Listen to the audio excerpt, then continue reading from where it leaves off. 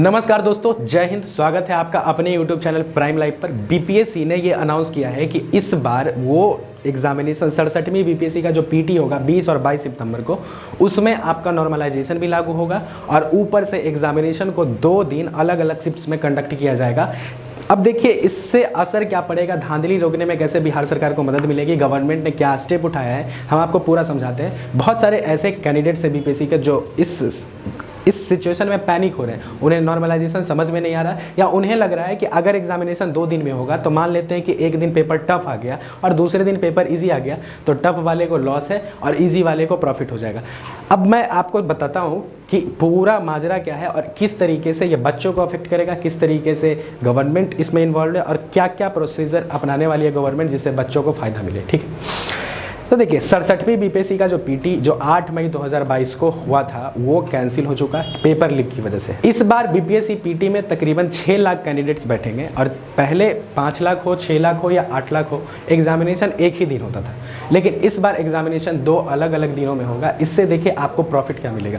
पहले क्या होता था कि सारा एग्जामिनेशन, जितने भी बच्चे एग्जामिनेशन देंगे उनका एग्जामिनेशन एक ही दिन में होना था। इसकी वजह से जो ऐसे ऐसे सेंटर्स भी बीपीएससी के एग्जामिनेशन को कंडक्ट कराने में इन्वॉल्व थी जिन्हें कराना नहीं चाहिए था।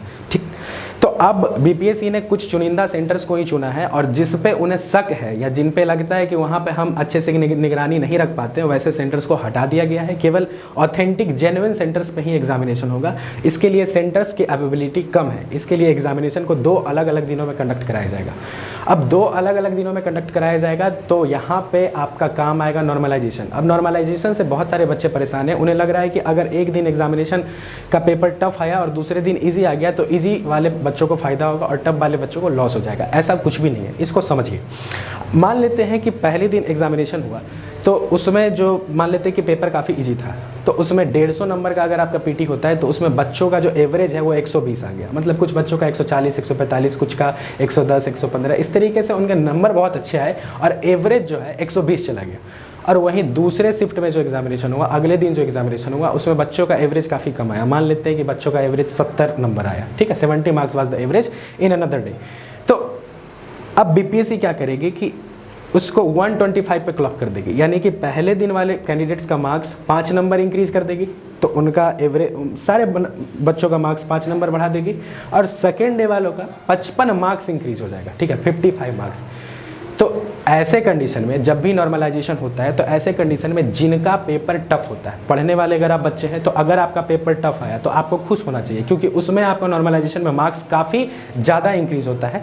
इसलिए पढ़ने वाले बच्चों को नॉर्मलाइजेशन से कोई दिक्कत नहीं है, उनको बेनिफिट ही होता है। जितना टफ पेपर आ जाए नॉर्मलाइजेशन होने के बाद उतने ही ज़्यादा मार्क्स बढ़ते हैं। तो नॉर्मलाइजेशन के लिए आप बिल्कुल निश्चिंत रहिए, इसके लिए आपको डरने की किसी भी तरीके की ज़रूरत नहीं है। नॉर्मलाइजेशन एक बहुत अच्छी चीज़ है, जितने भी पढ़ने वाले बच्चे होते हैं उन्हें नॉर्मलाइजेशन और सपोर्ट करता है। अब देखिए, मान लेते हैं कि एग्जामिनेशन 2 अलग अलग दिन होगा, तो एक दिन तकरीबन 3 लाख कैंडिडेट्स बैठेंगे और दूसरे अगले दिन 3 लाख कैंडिडेट्स को बुलाया जाएगा। और आपको पता है कि वैकेंसी इस बार तकरीबन 600-700 के आसपास है। तो सिलेक्शन के लिए, मतलब कि जो पीटी के बाद जो मेंस के लिए जो बच्चे बुलाए जाते हैं तो उसमें तकरीबन 10 गुना बच्चे बुलाए जाते हैं। तो तकरीबन 8000 बच्चों को मेंस के लिए बुलाया जाएगा, जिसमें से 4000 बच्चे फर्स्ट डे में से सेलेक्टेड होंगे और 4000 बच्चों को नेक्स्ट डे सेकंड डे में से सेलेक्ट किया जाएगा। यानी कि आधे बच्चे पहले शिफ्ट से और आधे बच्चे अगले दिन के शिफ्ट से। ठीक है, इस तरीके से आपको बुलाया जाएगा। और जो बीपीएससी ने पहली बार ऐसा किया है कि परसेंटाइल सिस्टम को लागू किया है। अब परसेंटाइल भी बहुत सारे लोगों को समझ में नहीं आता है, तो इसको ज़रा समझने की ज़रूरत है। देखिए, अगर आपका मार्क्स इस एग्जामिनेशन में क्वालिफाई होने के लिए, बीपीएससी के पीटी में क्वालिफाई होने के लिए आपका परसेंटाइल मेरे ख्याल से 98 परसेंटाइल से ऊपर होना चाहिए। इनफैक्ट 99 या उससे भी ऊपर होना चाहिए। मैं आपको बताता हूँ क्यों।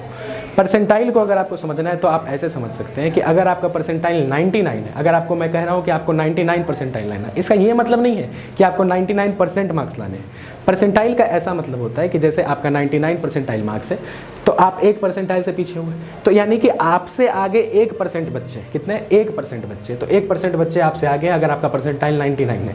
अगर आपका परसेंटाइल 95 है यानी कि 5% बच्चे आपसे आगे। ठीक है, तो परसेंटाइल को परसेंट समझने की गलती नहीं करें। ठीक है, परसेंटाइल का ऐसा ही मीनिंग होता है। तो आपको 98-99 परसेंटाइल के आसपास लाना होगा।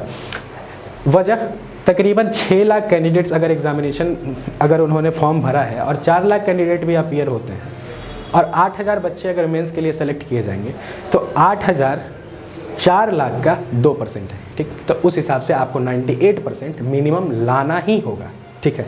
अगर आप जनरल या ओबीसी के कैंडिडेट्स हैं तो आपको और ज़्यादा लाने की ज़रूरत है, तकरीबन 99 परसेंटाइल लाने की ज़रूरत है पीटी में सिलेक्शन के लिए, ठीक।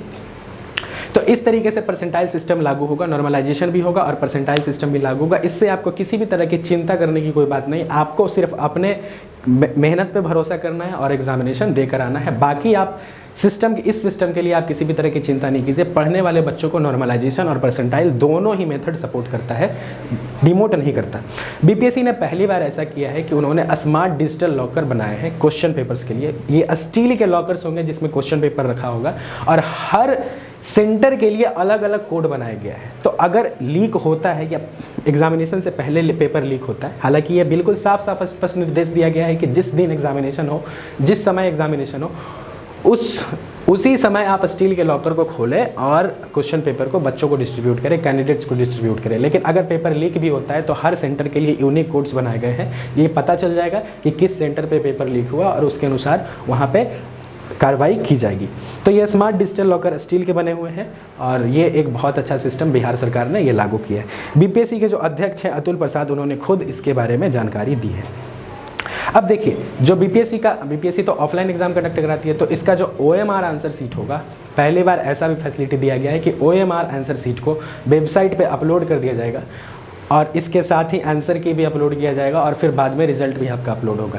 ये इसलिए किया गया ताकि बाद में अगर किसी बच्चे को किसी तरह की कोई प्रॉब्लम हो तो आरटीआई लगाकर हार्ड कॉपी मंगवाने की जरूरत नहीं पड़े, वेबसाइट पे वो अवेलेबल हो, उससे वो आसानी से डाउनलोड कर सकते हैं और फिर खुद से चेक भी कर सकते हैं। तो ये भी एक बहुत अच्छा कदम बीपीएससी के द्वारा उठाया गया है।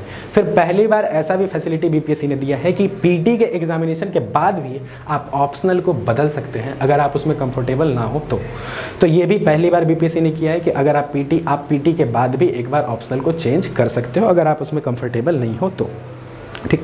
एग्जामिनेशन हॉल के इर्द गिर्द एग्जामिनेशन हॉल में भी जैमर लगाया जाएगा ताकि किसी भी तरीके का नेटवर्क सिस्टम वहां पे काम न करे। और हर कैंडिडेट्स का, जो भी कैंडिडेट्स इस एग्जामिनेशन में अपीयर होंगे, उनका बायोमेट्रिक्स भी इस बार होगा। आपका या तो आई स्कैन किया जाएगा, आई का रेटिना, या फिर आपके अंगूठे को स्कैन किया जाएगा। इससे ये प्रमाणित होगा कि हाँ, वही बंदा, ऑथेंटिक बंदा, जेन्युइन बंदा ही एग्जामिनेशन को दे रहा है। और वैसे कैंडिडेट्स जो आई के रेटिना का स्कैनिंग या फिर फिंगरप्रिंट, थंब स्कैन कराने से इनकार करते हैं, उन्हें वॉच लिस्ट में रखकर उन पर कड़ी निगरानी रखी जाएगी। अब इतना सब कुछ मैंने आपको बताया बीपीएससी के बारे में। अगर आपको ये वीडियो पसंद आया तो make sure to like the video, share the video, also make sure to subscribe the channel Prime Live. मिलते हैं आपसे बहुत जल्द, तब तक के लिए जय हिंद, वंदे मातरम।